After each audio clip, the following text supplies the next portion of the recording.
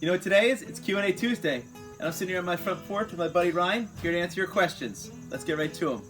Elise asks, "Hi Stephen, my knockout roses have black spot on them. I treated them once with the recommended Bayer product from Barlow's, but I still see the spots.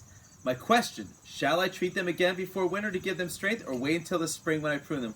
Well, Elise, you just want to leave them alone. Those black spots are probably going dormant. They're gonna when the leaves fall off, it doesn't make any sense to treat them. It's a waste of the product. What I want you to do though, once the spring comes, make sure that you get rid of all those leaves and you start treating them right away when it starts to get hot and humid out, generally the middle to the end of May. And generally we like to treat our roses 2 to 3 times a year. Next question. James Smith asks, "When can I transplant my 1-year hedge rose to inside the fence?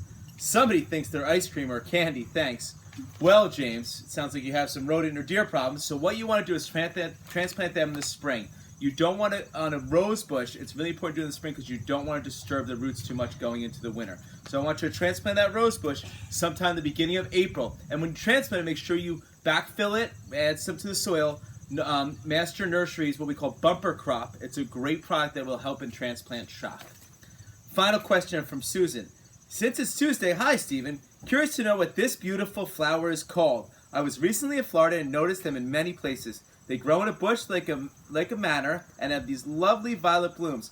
Please advise if possible, and if so, does Barlow carry them in the spring? Thank you." Well, Susan, this is one of my favorite flowers.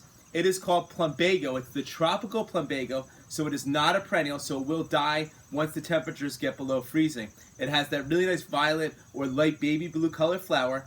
And by us, we grow them, and they only get about 18 inches tall, but they are beautiful shrubs in Florida. And we will have them later towards Memorial Day in the spring.